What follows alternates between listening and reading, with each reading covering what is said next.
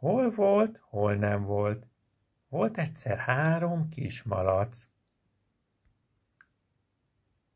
A 3 kismalac testvérek voltak, nagyon szerettek játszani, mindig kimentek a tisztásra, labdáztak, szaladgáltak, jól érezték magukat.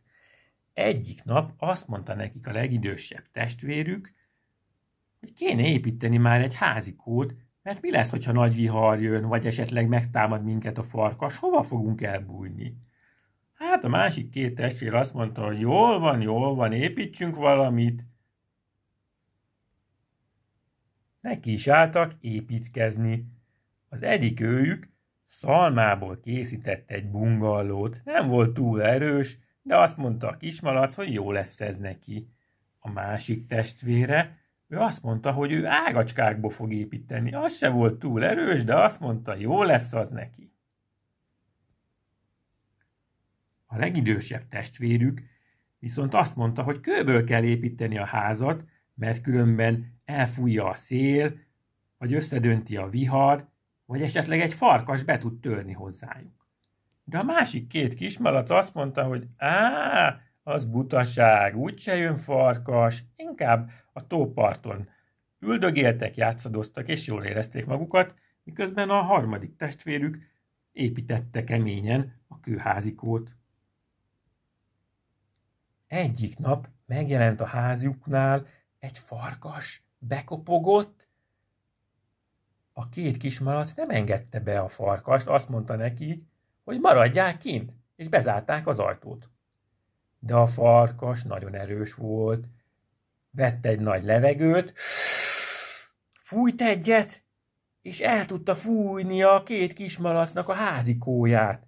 Az egyiknek szalmából volt, a másiknak ágacskából, de nem tudtak ellenállni a farkasnak a fújásának, és elszálltak az ágacskákkal, meg a berendezéssel, meg mindennel együtt. Nagyon megijedt a 2 kismalac, ezért beszaladtak a harmadik testvérükhöz, a legidősebbhez, aki okos módon téglából építette a házikóját, és elbújtak az ő szobájába.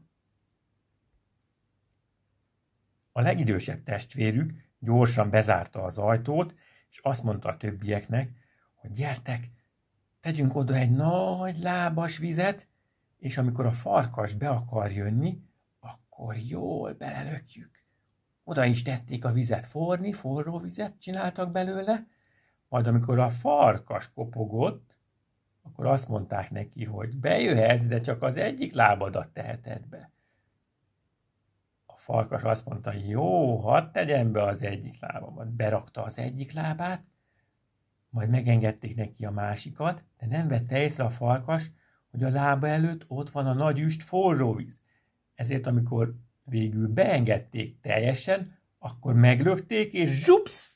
Beleesett a nagy kondérba.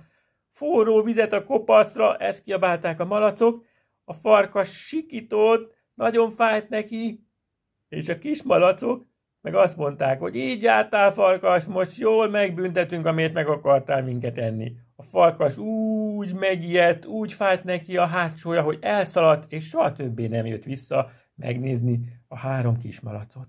Ők pedig boldogan éltek, amíg meg nem haltak.